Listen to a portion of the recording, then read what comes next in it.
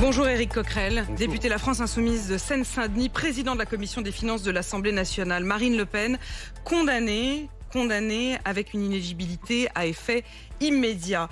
Jean-Luc Mélenchon, hier, explique que c'est au peuple de pouvoir rendre définitivement la justice ou de destituer un élu ou non. La décision, je cite, de destituer un élu doit revenir au peuple. Est-ce que vous êtes d'accord avec cette forme? Alors Jean-Luc Mélenchon ne dit pas c'est au peuple de rendre la justice. Il parle du cas précis de la destitution. Et effectivement, nous, on est pour des référendums révocatoires. Mais vous remarquerez que Jean-Luc Mélenchon fait d'abord référence au communiqué que nous avons produit. Dans ce communiqué, nous avons rappelé la gravité des faits. Quand vous dites nous, c'est La France Insoumise au nom du parti. Voilà. La gravité des faits. En 11 ans, 4,1 millions d'euros détournés pour cette personne qui, manifestement...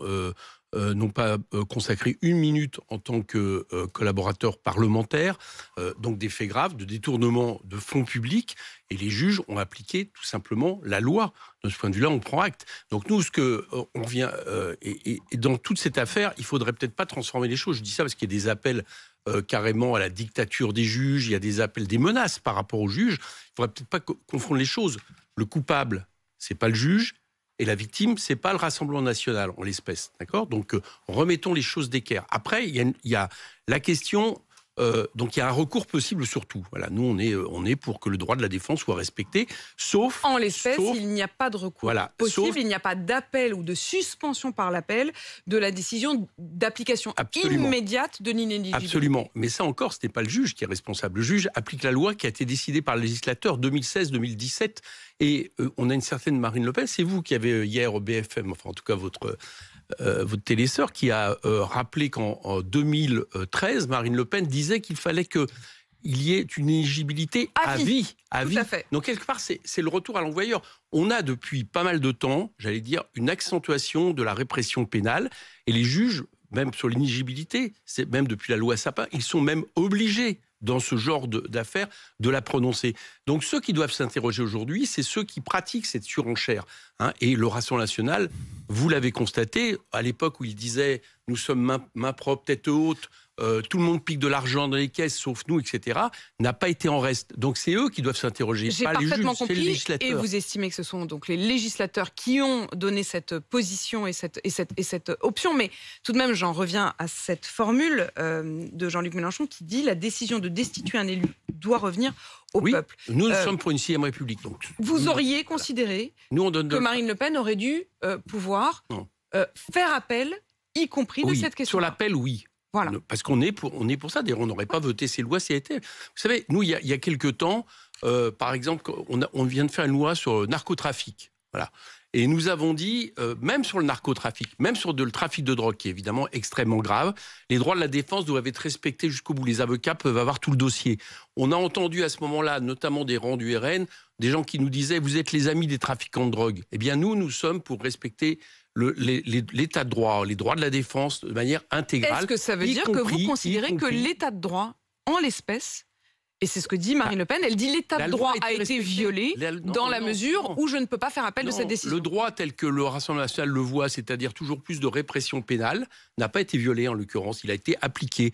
Donc les gens qui, quelque part, pratiquent cette surenchère, dont le Rassemblement national, les propos sont très clairs. En 2004, c'était pareil, elle a eu des propos extrêmement durs en disant qu'on était les seuls à pas piquer de l'argent. Eh bien, ces gens-là doivent se regarder dans le miroir et se demander pourquoi ils mettent un arsenal juridique toujours plus dur. Les juges l'appliquent. Sur l'inéligibilité, il faut bien le comprendre encore, la juge n'avait même pas la possibilité ou pas de l'appliquer, c'était automatique depuis 2016. Bien. Donc, sur ce coup-là, il faut peut-être avoir une réflexion effectivement sur les droits de la défense qui reculent. Nous pensons, nous l'avons dit, on n'a absolument fait aucun commentaire sur les condamnations qui ont été faites. On a juste dit qu'on estimait que sur la question du fait qu'il ne puisse pas y avoir un côté suspensif sur l'inéligibilité, nous ne sommes pas d'accord, mais par principe.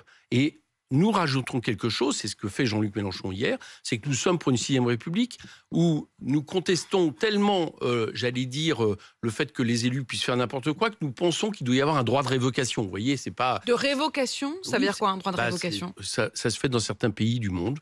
À mi-mandat, vous avez la possibilité, si vous avez par exemple 25% du corps électoral qui le demande, de reproposer une élection. Voilà, parce qu'on juge que la personne n'a pas respecté son mandat ou elle s'est mal comportée, etc. Donc c'est pour vous dire que nous ne sommes pas du tout sur l'idée que les élus devraient pouvoir faire n'importe quoi. Mais c'est vrai que c'est le peuple qui doit à un moment donné trancher la question. Mais le cas en l'espèce là qui nous est aujourd'hui proposé, les juges n'ont fait qu'appliquer la loi qui s'est durcie depuis des années par rapport justement aux Est-ce que vous considérez que la justice doit accélérer quand elle demande aux juges de se presser pour permettre que l'appel, précisément, ait lieu, en tout cas dans le calendrier, qu'ils ne viennent pas à l'encontre du calendrier politique?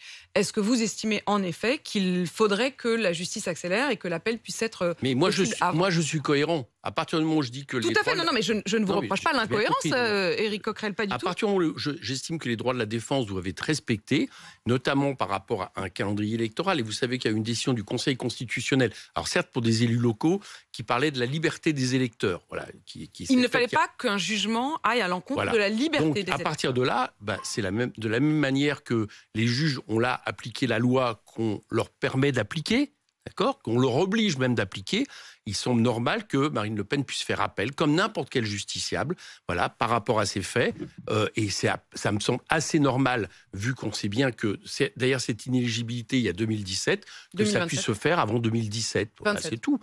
2027, pardon. On a tous entendu voilà. 2027. Non, mais 2017, c'est la loi qui a rendu inéligible, obligatoirement inéligible. Je voudrais qu'on puisse aussi accueillir Sylvain, qui nous appelle des Pyrénées-Atlantiques. Bonjour Sylvain. Oui, bonjour Apolline. Bonjour M. Coquerel.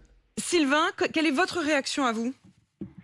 Moi, je suis plutôt soulagé de voir que la justice fonctionne encore et que personne n'est au-dessus des lois et de la justice. Vous savez, il y a plein de métiers aujourd'hui où il faut un casier judiciaire vierge pour pouvoir exercer votre métier.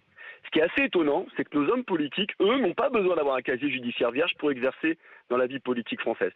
Ça, je trouve ça assez effrayant et je trouve ça plutôt rassurant que quelqu'un qui s'est fait prendre les doigts dans le pot de confiture soit puni. Voilà. Et d'ailleurs, qu'on soit de gauche ou qu'on soit de droite, il n'y a pas de partisan, de côté partisan là-dedans. C'est simplement que vous avez fauté, vous êtes puni. Et ça, c'est plutôt rassurant.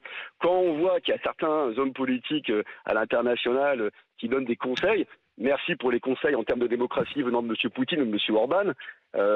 Monsieur Poutine, M. Orban, M. Bolsonaro, qui effectivement ont tous décidé de soutenir Marine Le Pen. Oui, comme vous le dites, c'est assez ironique.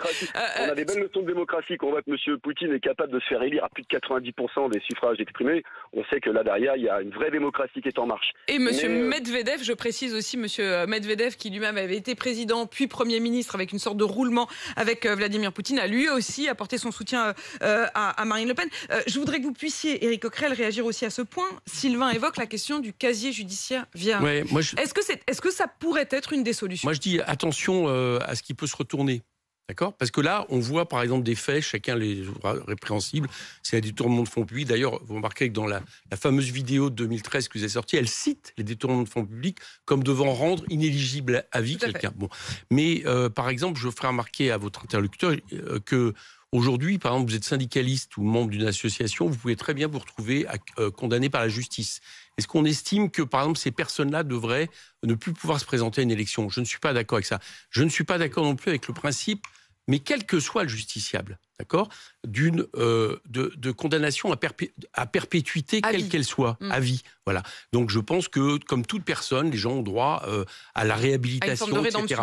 Donc il y a des condamnations. Moi, je suis d'accord avec Sylvain, c'est ça, sur le fait que personne ne doit être au-dessus des lois, y compris évidemment les élus. Mais je ne vois pas pourquoi que ce soit les élus, parce qu'en général, ce qu'on fait aux élus, après, ça se répercute aussi sur d'autres gens. Ce côté tolérance zéro serait traité de manière différente. Donc si quelqu'un a un casier, il fait sa peine.